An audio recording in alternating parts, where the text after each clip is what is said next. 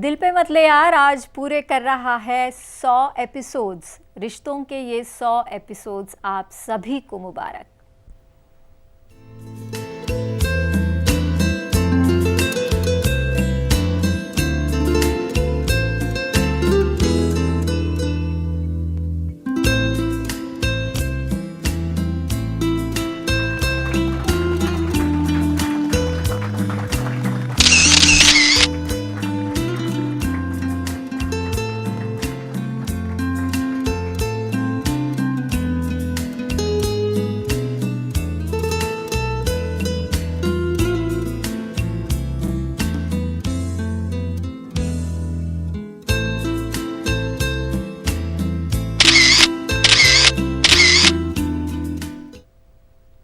मोहब्बत के इम्तिहान या हो प्यार का फसाना, बारिश का मौसम या पतझड़ का ज़माना, शर्तों के रिश्ते या ज़ख्मों की दरारें, दर्द के निशान या उम्मीद की शमा, तूफ़ान का आना या अश्कों का बहना, रिश्तों का कराहना या इश्क का फसाना, मोहब्बत की तकदीर या जुदाई का सताना, बेकरारी का आलम या सनम का सितम, लबों पर दिल की बात लाना या इनकार से हार जाना।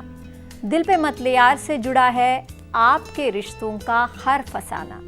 आप सभी अगर रिश्तों के इस सफ़र में हमारे हमराह ना होते तो 100 एपिसोड्स की मंजिल तक हम कभी ना पहुंच पाते। और इस खास दिन के लिए हमने सोचा क्यों ना दिल के हर दर्द पर आज व्यंग का मरहम लगाया जाए। तो आज के हमारे खास लव गुरु हैं हास्य कवि वेद प्रकाश वेद। स्वागत है आपका। क्योंकि आप हास्य कवि हैं, कुछ हो जाए। आज मैं आपके इस स्पेशल एपिसोड में एक मोहब्बत से भरी भरपूर कविता सुनाता हूँ। मल्लिका शेरावत स्वर्ग में सपनों की दुनिया है। देखिएगा, भगवान किसी को ऐसा सपना ना दिखाए जिसमें मल्लिका शेरावत भगवान को प्यारी हो जाए, पर मैंने देख लिया जनाब। और देखते ही ऐसा सदमा लगा था, यमराज को एक यमदूत इमरजेंसी में मेरे लिए भेजना पड़ा था। कवियों का हीरोइनों पर मरने का यह पहला प्रयास नहीं था। मैं तो इस मामले में 20वें नंबर पर खड़ा था, पर मरकर एक बात मेरी समझ में आ गई। मधुबाला के मरने के बाद प्रसिद्ध कवि सुरेंद्र शर्मा जी को अटैक क्यों पड़ा था। उन्हें तो डॉक्टरों ने बचा लिया, इसलिए आज तक डॉक्टरों को कोसते हैं। अरे हत्यारो, मधुबाला ऊपर चली गई और तुमने मुझे नीचे ही रोक लिया। एक डॉक्टर बोला, शर्मा जी, अगर ऊपर जाकर भी आपको मधुबाला नहीं मिलती तो आपका दिल नहीं टूटता। शर्मा जी बोले, मधुबाला जाए भाड़ में, घर में जो ललिता पवार बैठी है उससे तो पीछा छूटता। खैर, मैं इस मामले को ज़्यादा नहीं रोना चाहता। मधुबाला के चक्कर में अपनी मल्लिका को नहीं खोना चाहता। सो मैंने यमदूत से कहा, यमदूत भैया जरा जल्दी चलो, नहीं तो मल्लिका वाला यमदूत काफ़ी दूर निकल जाएगा, फिर ये मेरा मरना भला मेरे किस काम आएगा। यमदूत चौंका, बोला, मल्लिका भी आज ही मरी है क्या? मैंने कहा हाँ। सुनकर वह रोने लगा। मैंने कारण पूछा तो बोला, अपने मुकद्दर को रो रहा हूं। एक यमदूत वो जो मल्लिका को कांधे पर बिठा कर ले गया होगा, एक मैं जो तुम्हें ढो रहा हूं। खैर, किसी तरह यमपुरी आई तो पता लगा वहां भी हाहाकार था। वो यमदूत मल्लिका को लेकर फरार था। यमराज की पूरी टीम माथे पे हाथ धरी बैठी थी, सबकी नानी मरी बैठी थी। वो तो शुक्र है तभी वो मल्लिका को लेकर वहां आ गया। अगर थोड़ी देर और नहीं आता तो इनका तो मुझे पता नहीं, मैं तो मरा मराया दोबारा मर जाता। यमराज ने पूछा, अरे मूर्ख, इतना समय कहाँ लगाया? यमदूत ने बताया, इनका मन बहला रहा था, इन्हें घुमा फिरा टहला रहा था। यमदूत के मल्लिका को घुमाने पर यमराज अंदर ही अंदर जला। आज उसे पहली बार अपना यमदूत न होकर यमराज होना खला। फिर झेप मिटाते हुए मल्लिका से बोला, फील मत करना मल्लिके, सच मानना, मैंने तो पार्किंग से भैंसा निकालकर स्टार्ट भी कर लिया था, पर कमबख्त चित्रगुप्त ने टोक दिया, पद की मर्यादा की दुहाई देकर रोक दिया। वरना तुम्हें लेने में खुद जाता, और ये तो तुम्हें यहाँ लेकर आ भी गया, मैं कभी नहीं आता। जी लव गुरु जी, आज आपको लव गुरु बुलाया जाएगा। भले ही आप प्रसिद्ध हास्य कवि हैं, लेकिन आज हमारे लिए आप लव गुरु हैं, जो कि व्यंग का मरहम लगाएंगे दूसरों के दुखों दर्द पर। एक दिलवाले हमारे साथ जुड़े हुए हैं इस वक्त। जी क्या नाम है आपका? जी रोहित बोल रहा हूँ मैं। जी रोहित, बताइए अपनी बात। मैं साकेत से बोल रहा हूँ मैम। एक्चुअली मेरी शादी 5 साल पहले हुई थी जी और मेरा एक बच्चा है। जी मेरा क्वेश्चन ये है कि जो पति अपने पत्नी से पीड़ित हो उन्हें क्या करना चाहिए? क्या आप उन्हें पीड़ित कोई हैं अपनी अपना पत्नी से? जी, क्या उन्हें कोई ऐसा संगठन बनाना चाहिए जो आवाज उठाए, जो पीड़ित पति है उनके प्रोटेक्शन के लिए? जी आप इतने ज्यादा पीड़ित हैं? जी मैम। पिटाई विटाई तो नहीं कर देती आपकी बीवी आपकी? नहीं, पिटाई नहीं होती, बस इमोशनल अत्याचार करती है। मतलब अभी पिटाई की नौबत नहीं आई है। लव गुरु जी, क्या करना चाहिए इनको? नहीं, मैं तो आपको तो 5 साल का तजुर्बा है रोहित जी, आपको तो एक बात जान लेनी चाहिए। शोले फिल्म का एक डायलॉग पत्नी के मामले में हमेशा याद रखें कि गब्बर से आपको सिर्फ एक ही आदमी बचा सकता है, वो है खुद गब्बर। पत्नी को गब्बर सिंह समझें। और रही बात ये संगठन बनाने की पत्नी के खिलाफ, ऐसा कदम कभी ना उठाएं, ये मेरी सलाह है आपको। क्योंकि आप ज़्यादा से ज़्यादा संगठन बना के क्या करेंगे? कैंडल मार्च निकालेंगे। उन्होंने सैंडल मार्च निकाल दिया जी तो जो काम घर में चल रहा है उसको सड़क पे ना लाएं, जैसे गुजर रही है गुजार लें।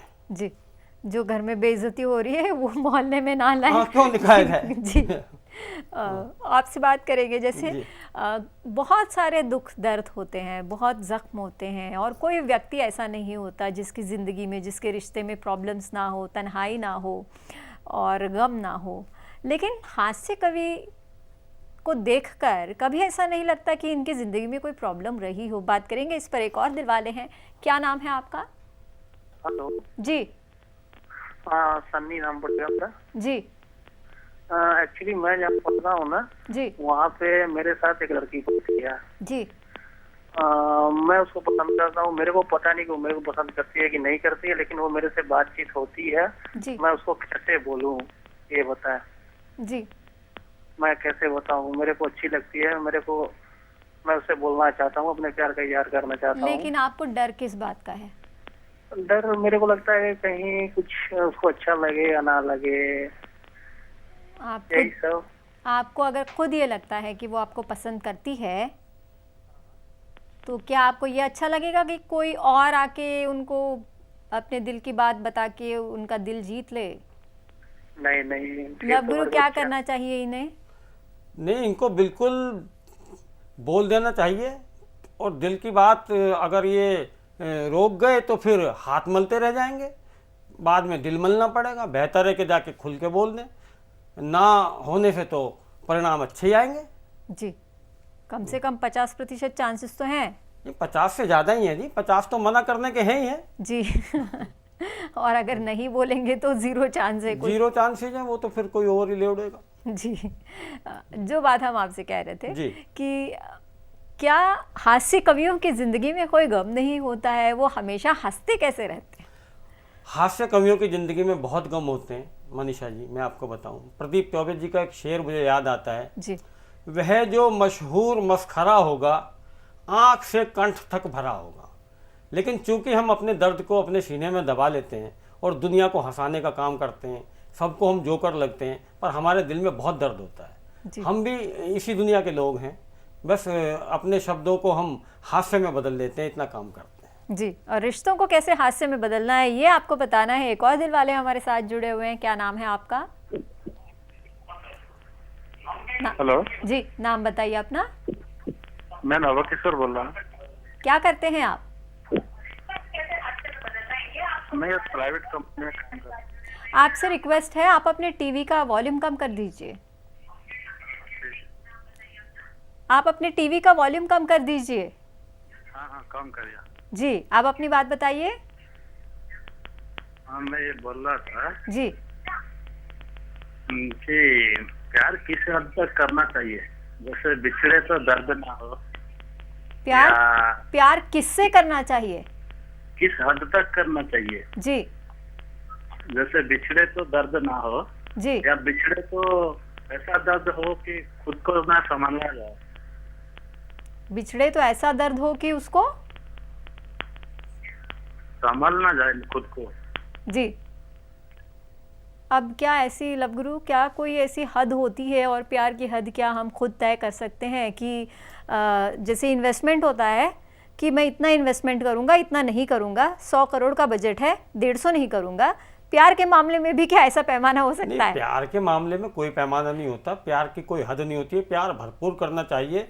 और अगर आप हद जानना ही चाहते हो तो किसी पति से पूछ लीजिए कि उसकी हद क्या है, उससे आगे नहीं बढ़ना जी। चाहिए। जहाँ पे पत्नी खुश वहाँ पे खुश रहना चाहिए। जी ये बहुत अच्छी बात आपने बताई कि पतियों को पता है कि क्या हद प्यार होती की है। क्या हद है। जी, उसके बाद जूते पड़ सकते हैं हाँ, और सैंडल मार्च भी निकल सकते हैं। कुछ भी हो सकता है, सैंडल मार्च भी जी निकल जी। कुछ और सुना दीजिए जो रिश्तों पर हो। रिश्ते पर मैं एक कविता और सुना देता हूँ आपको। जी। रिश्ते बनाने की शुरुआत। लड़का लड़की के चक्कर में रोजाना 6 मील से आता था, उसे छेड़ता था और एक ही गाना गाता था, तेरे घर के सामने एक घर बनाऊंगा, तेरे घर के सामने एक घर बनाऊंगा। लड़की को ये बातें बिल्कुल भी नहीं पछती थी, वो ऐसी वैसी बातों से बचती थी। सो मरती क्या न करती, एक दिन डरती डरती अपने बाप को सारी बातें बता बैठी। बाप की मूछें गुस्से में ऐठी, अच्छा मेरे घर के सामने घर बनाने का ख्वाब, लगता है उसके दिन आ गए खराब, बर्बाद होना उसकी किस्मत में है लिखा। अब कभी गा दे ये गाना दोबारा तो कहना घर बनाने की छोड़, तू खाली प्लाट लेकर ही दिखा। 3 लाख रुपए गज का भाव है मेरी कॉलोनी में, पूरा का पूरा खप जाएगा, प्लाट के बदले खुद नप जाएगा। और यदि हो ही जाए कोई अजूबा, पूरा कर ही ले वो अपना मंसूबा, तो बेटी तू भी निसंकोच उसको वर लेना, एक झटके में शादी कर लेना। क्योंकि वो लड़का जीवन के किसी भी स्तर पर फेल नहीं है। घर बनाना आज के ज़माने में कोई हंसी खेल नहीं है, घर बनाना आज के ज़माने में कोई हंसी खेल नहीं है। जी, मतलब प्यार करे ना करे, कम से कम उसकी इतनी हैसियत हो कि वो आपको एक घर दे सके। नहीं, अगर वो प्यार करेगा तो घर बना लेगा, जी। निश्चित रूप से घर बना लेगा, जी। अपने प्यार के लिए घर बना लेगा। प्यार के लिए आशियाँ ज़रूर बना लेगा। बात करेंगे इस पर दिल पे मत ले यार में। वक्त है एक मज़ेदार ब्रेक का, लेकिन अगर आप भी अपनी ज़िंदगी और रिश्ते में देना चाहते हैं थोड़ा सा हंसी का तड़का, तो इस ब्रेक के बाद लव गुरु हास्य कवि वेद प्रकाश वेद से कहिए अपने दिल का हाल।